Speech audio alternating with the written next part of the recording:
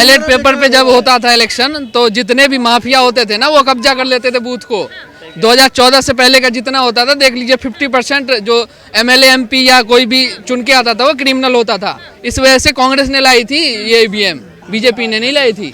अब की बार ईवीएम हटाओ, बैलेट पेपर पे चुनाव किया जाए। इनको गुंडा को एमएलए बनाना है, एमपी बनाना है, इसलिए कह रहे हैं इनको चोरी करनी है भाई, सबको चोरी करनी है, ये सब लाइन से चोरी करनी है। ईवीएम हटेगा तो मोदी जी बंटाधार हो जाएगा उनका।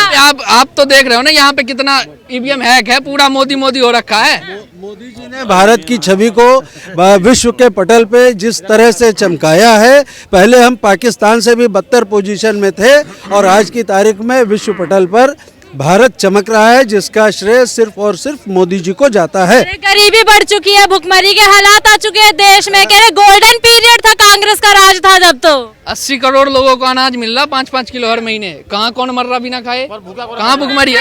हंगर इंडेक्स में 112वें स्थान पे। इसका छोड़ो ना, वो तो कुछ भी कर देता है इंडेक्स का।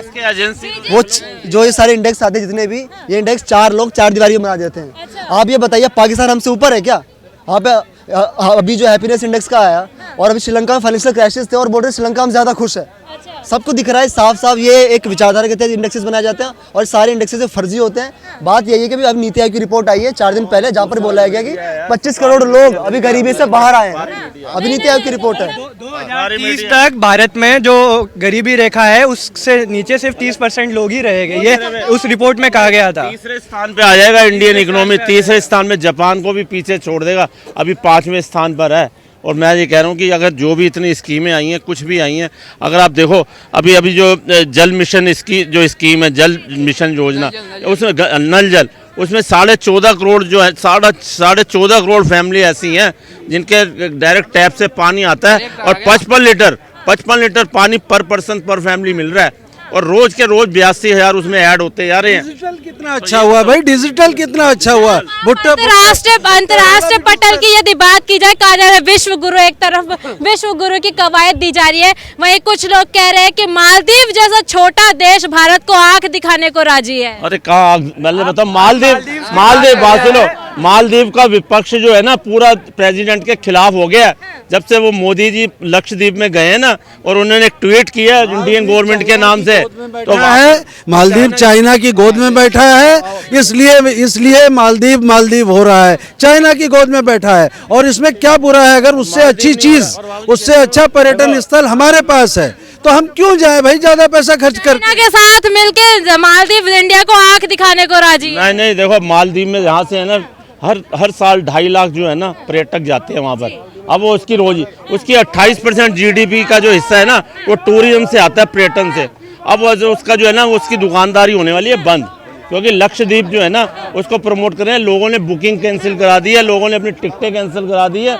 अब वो सिर्फ लक्षद्वीप पे फोकस कर रहे हैं, सीधी सी बात। बहुत बना रहा है मालदीव भारत के खिलाफ। मैं तो ये तक कहना चाहूंगा कि 2014 में अगर भाजपा की सरकार नहीं आती ना, तो आज यहाँ दिल्ली में कनॉट प्लेस में पाकिस्तान के F-16 फाइटर जेट बम गिरा रहे होते और हम देख के वो नंगा नाच देख रहे होते।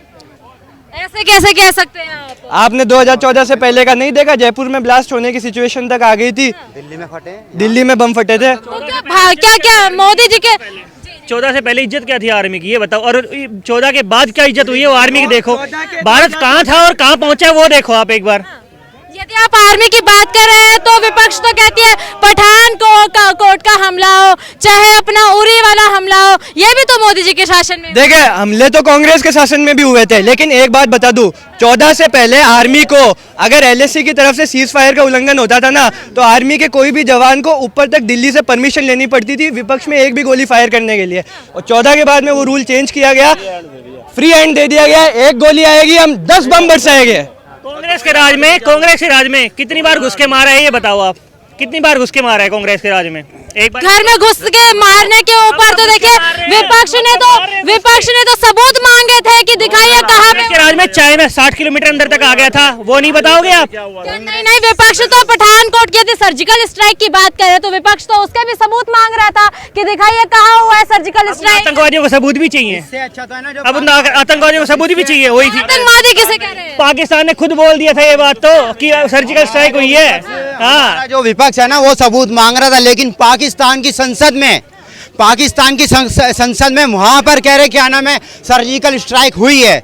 और ये कांग्रेस के राज में पाकिस्तान कश्मीर कश्मीर चिल्लाने वाला पाकिस्तान बीजेपी के शासन में आटा मांग रहा है। ये है औकात।